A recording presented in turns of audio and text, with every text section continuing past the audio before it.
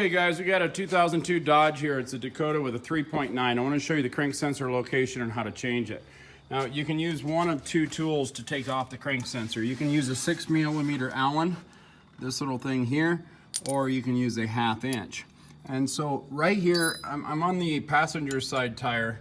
We pulled off the tire and the wheel well to make it easier. And here's your exhaust. Go right to the left of that. You can see the dipstick tube. I pulled out that 9/16 that holds it. If you pull that to make more room, see how much more room you have, then make sure you get that ground wire put back on. That's important, that's for the ECM.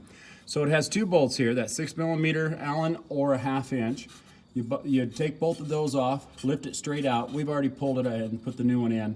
And then just follow, I'll show you where this plugs in on top of the engine. Just follow the wire there. Go right on top of the engine, right at the back here, and it's right there is where it plugs in.